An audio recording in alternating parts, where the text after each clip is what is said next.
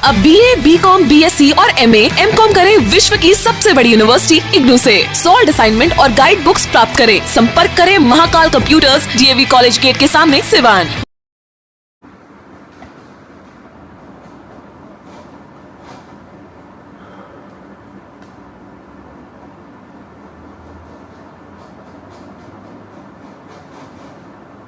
मैं लोगों का थोड़ा जुड़ने का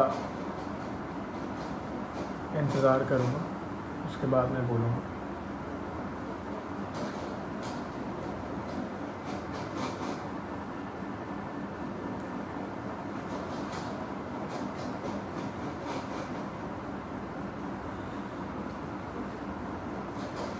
जी, प्रणाम। मैं सार्थक रंजन, पप्पू यादव जी का पुत्र, और मैं नहीं चाहता था कि हमारी मुलाकात ऐसे हो, पर जैसे पापा कहते हैं कि समय और परिस्थिति के सामने किसी का बस नहीं चलता है, तो प्रणाम स्वीकार करिए मेरा। और मैं कल जो हुआ उसके बारे में बात करना चाह रहा हूँ।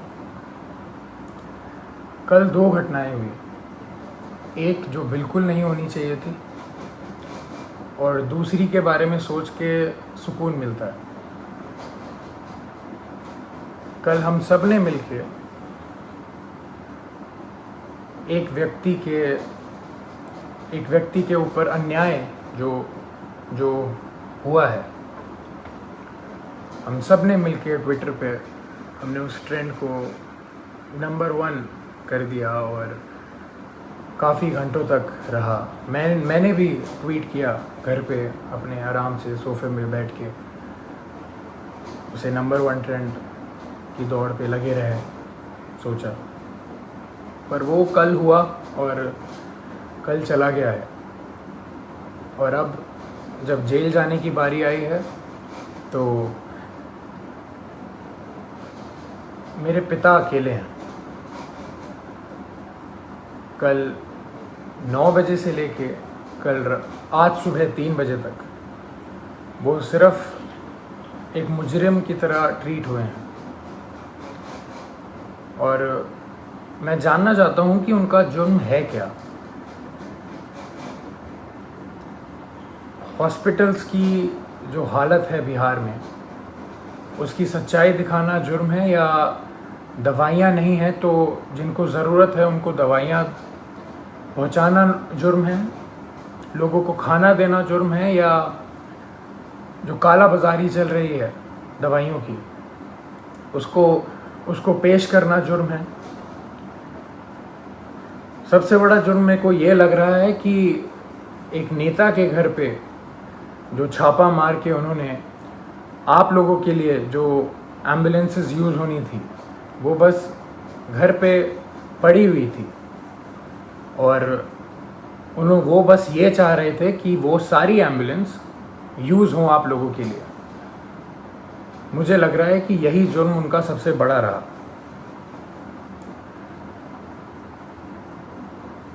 अपना परिवार छोड़ के उन्होंने बिहार के हर एक परिवार के लिए काम करना सही समझा।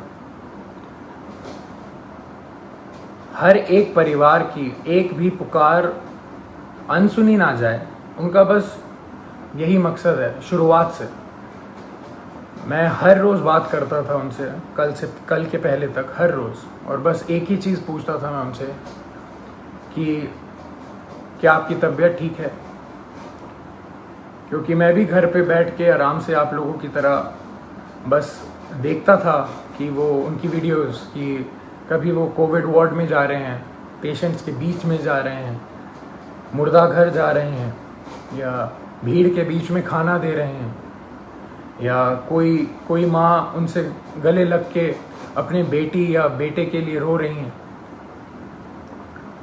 तो मुझे भी यही लगता था, या तो कभी किसी मुर्दा के साइड में खड़े हैं मुर्दा घर जाके, तो वो देख के मेरे को बस यही लगता था कि दूसरी बॉडी मेरे पिता की भी हो सकती है इस महामारी के कारण। और हमेशा जब भी मैं उनसे पूछता था कि पापा मास्क पहन रहे हैं या आप सैनिटाइज कर रहे हैं या कुछ ध्यान रख रहे हैं, तो वो कहते थे कि मुझे कुछ नहीं हो सकता, क्योंकि मेरे साथ पूरा बिहार है, उनका स्नेह है, उनकी दुआ है। और वो आज अकेले बीरपुर में पूरी रात नहीं सोए हैं और अकेले हैं, और जहां उन्हें रखा गया है वो बिल्डिंग किसी भी वक्त टूटने के दम पे है। और जब ऐसा व्यक्ति इतना काम करके, इतनी सच्चाई से काम करके अकेला पड़ जाए, तो बुरा लगने वाली बात है ये कि उन्होंने हर एक घर के लिए अपना घर छोड़ा है, अपने घर की जिम्मेदारियां छोड़ के आप सबके बीच रहने का संकल्प लिया, आप सबके लिए जीने के लिए संकल्प लिया। हमने कल बहुत साथ दिया उनका ट्विटर पे और किस पे नहीं, पर सिर्फ ट्विटर ही चीज़ नहीं रह गई है, सिर्फ नंबर 1 ट्रेंड होना ही नहीं रह गया है। जब ऐसा व्यक्ति अकेला पड़ जाए जो रात दिन सेवा करे लोगों की और लोगों के लिए ही जिए, अपना सब कुछ छोड़ के, अपना सब कुछ त्याग के। हम लोग उन्हें बोलते थे आ जाइए, आप वापस आ जाइए, ठीक नहीं है, रिस्की है, सही नहीं रहेगा, मगर उनका एक ही कहना था हमेशा कि बिहार के लोगों को मेरी ज़रूरत है और मैं बस वही कर रहा हूँ। अपने बारे में, अपनी जान के बारे में बिल्कुल ना सोचते हुए वो बस आप लोगों के लिए काम रात दिन करते रहे। हॉस्पिटल में छापा मारना हो तो पप्पू यादव जाएंगे, खाना देना हो तो पप्पू यादव देंगे, दवाई देना हो तो पप्पू यादव देंगे, बेड चाहिए, ऑक्सीजन चाहिए, एम्बुलेंस चाहिए तो पप्पू यादव करेंगे। अभी हमारे बीच पप्पू यादव कौन बनेगा? कहां से लाएंगे हम दूसरा? हम उन्हें अकेला इस टाइम पे नहीं छोड़ सकते। मैं बेटा हूँ इसलिए ये सारी बातें कर रहा हूँ, नहीं। अगर मैं सिर्फ एक बेटे की तरह सोचता तो शायद मैं उनको ज़बरदस्ती बहुत पहले घर बुला चुका होता, पर मैं एक नागरिक की तरह सोचूं तो बहुत बुरा लग रहा है। जो आदमी रात दिन एक करके सिर्फ दूसरों के लिए जिए और उसके साथ ऐसा अन्याय हो, ये बिल्कुल मंजूर नहीं है, ना हम लोगों को मंजूर करना चाहिए। मैं पहली बार आया हूँ आप सबके सामने और ये बिल्कुल भी एक्सेप्ट करने वाली चीज़ नहीं है जो हुआ है मेरे पिता के साथ। कल से हुए जा रहा है और अभी भी हो रहा है। बाढ़ का पानी हो, बाढ़ के पानी में चलना हो, या इस महामारी के टाइम पे हॉस्पिटल जाना हो, या भीड़ में जाना हो, या मुर्दा घर जाना हो, तो सिर्फ पप्पू यादव ही जाएगा। और जेल जाना हो तो सिर्फ मेरे पिता पप्पू यादव ही जाएंगे। ऐसा क्यों? ऐसा मैं समझ नहीं रहा हूँ, ऐसा हो क्यों रहा है? ऐसा होता क्यों है? हमेशा एक आदमी जब दूसरों के लिए जिए जा रहा है 24 घंटे, तो जब उसको ज़रूरत पड़ती है तो वो हमेशा अकेला कैसे पड़ जाता है? हमेशा उसकी आंखों में आंसू रहते हैं हर एक काम करने के बाद। हम अकेले पड़ जाते हैं, उसका पूरा परिवार अकेले पड़ जाता है। हम क्यों अकेले रह जाते हैं जब वो व्यक्ति रात दिन बस दूसरों के लिए जीता है? तो दूसरे क्यों नहीं खड़े हो सकते उसके लिए? क्यों नहीं आवाज निकाल सकते? क्यों नहीं हम, अगर एक पप्पू यादव बिहार के लिए इतना कर सकता है, तो सोचिए 2 पप्पू यादव या 10 पप्पू यादव या 1 लाख पप्पू यादव कितना करेंगे। मैं कहूँगा मेरे पिता का नाम सिर्फ एक नाम नहीं है, वो सिर्फ एक व्यक्ति नहीं है, वो एक जुनून है। जो वो जुनून हर एक के अंदर रहता है। मेरे अंदर भी है, मेरी बहन के अंदर भी है, मेरे भाई के अंदर भी है, और आप सब के अंदर है। वो सारा जुनून एक साथ अगर काम करे तो हमारा जो पहला पप्पू यादव है वो कभी अकेला नहीं पड़ेगा। मैं दिल से खुशगुजार हूँ आप सबका कि हम सब ने कल बहुत बहुत प्यार दिया, बहुत स्नेह दिया मेरे पिता को। पर अभी रुकने की बारी नहीं है।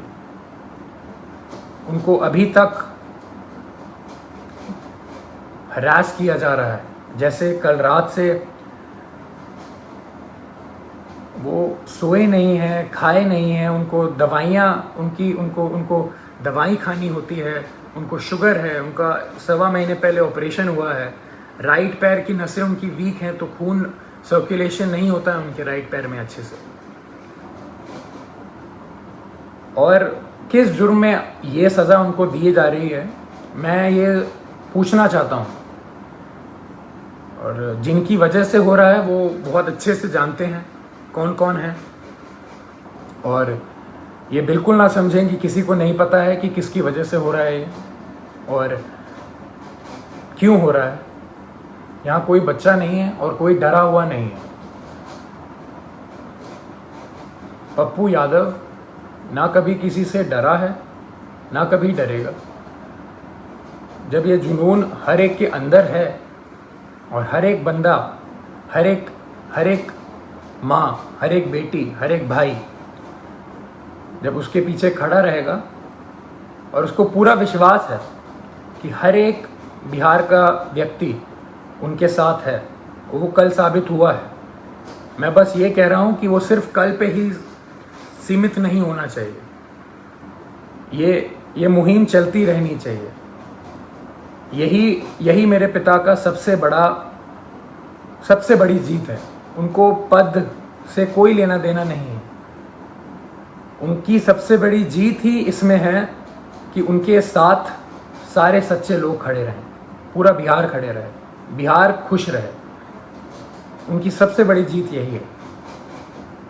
तो जब हम सब में ये जुनून है तो हम सब मिलके इस मुहिम को, इस भ्रष्टाचार के खिलाफ जो हमने मुहिम छेड़ी है, जो ये भ्रष्टाचार मेरे पिता के खिलाफ हो रहा है, जिस जुर्म में जो कोई नहीं बता सकता, जो कोई बता ही नहीं सकता कि जुर्म है क्या। मैं चाहूँगा हम सब एक साथ मिलके इस भ्रष्टाचार के खिलाफ जो मुहिम मेरे पिता ने छेड़ी है, लाखों की कतार में हम एक सब मिलके इसके खिलाफ आवाज़ उठाएं और मेरे पिता को जो जीत हमेशा देखी है उन्होंने बिहार के लिए, वो रास्ता, वो राह, वो पथ पे हम सबको चलते रहना है। इसी में उनकी सबसे बड़ी खुशी और सबसे बड़ी जीत है।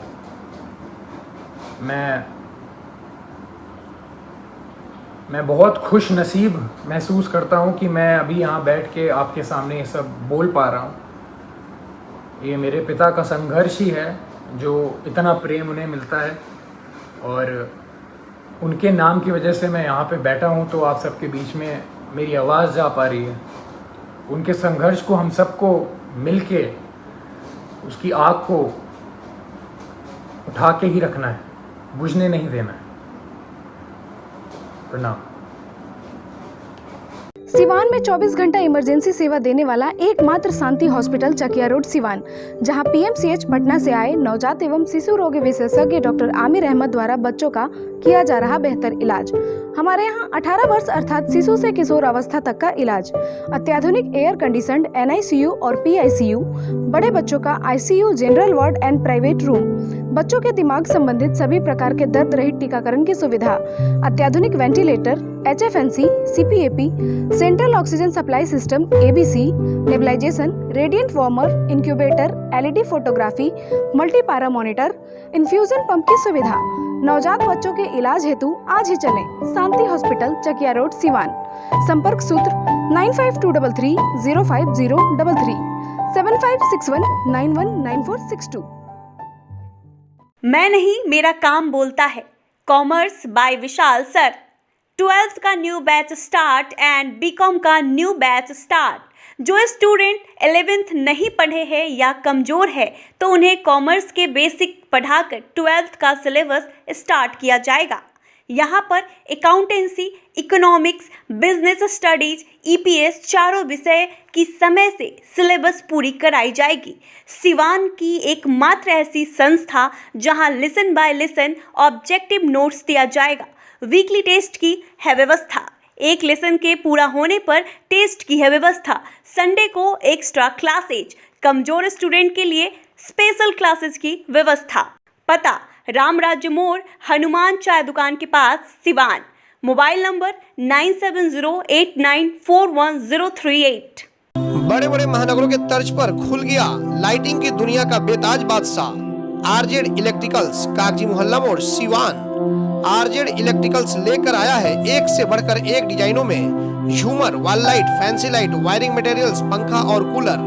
अपने मकान या दुकान या शोरूम को सजाना हो तो आज ही चले RZ इलेक्ट्रिकल्स, कागजी मोहल्ला मोड़, सिवान, क्योंकि इससे किफायती दरों पर कहीं भी आपको झूमर और लाइट नहीं मिलेंगे। हमारा मोबाइल नंबर है 7543586786, 7903116614। प्रोप्राइटर मोहम्मद अरशद हुसैन। अब लाडली बेटी की शादी के लिए कहीं और जाने की जरूरत नहीं, क्योंकि आपके शहर सिवान में खुल गया दुल्हन प्लाजा। रेयान कॉम्प्लेक्स 11वीं मस्जिद के नजदीक, शेख मोहल्ला, सिवान। दुल्हन प्लाजा लेकर आया है designer lehenga, suit, designer sari, bedsheet, नकाब, दुपट्टा, तौलिया, fancy ladies purse, sofa cover set और तो और दुल्हन के लिए वह सब कुछ जो सिवान में कहीं भी नहीं मिलेगा। त्योहारों के रंग दुल्हन प्लाजा के संग। पूरे सिवान में ऐसा प्राइस भी नहीं मिलेगा। तो आज ही चले दुल्हन प्लाजा, रेयान कॉम्प्लेक्स, 11वीं मस्जिद के नजदीक, शेख मोहल्ला, सिवान। पते तक पहुंचने में अगर कोई भी परेशानी हो तो गूगल पर भी मैप अवेलेबल है। संपर्क नंबर है 9334067407। वहीं दूसरा संपर्क नंबर है 6205758712। विगत 15 वर्षों की सबसे पुरानी exclusive showroom Shivalia fashion, Ajit complex, JP Chowk, Siwan. यहाँ आपको मिलेंगे Monte Carlo, Spykar, Jockey, Van Heusen, Pan America, cotton county के एक से बढ़कर एक jeans, T shirt, shirts, formal pants, ladies and gents undergarments, वह भी उचित दरों पर उपलब्ध हैं। त्योहारों के रंग शिवालिया फैशन के संग। लगन या त्योहारों पर ब्रांडेड कपड़ों की अगर खरीदारी करनी हो तो आज ही चले Shivalia fashion, Ajit complex, JP Chowk, Siwan.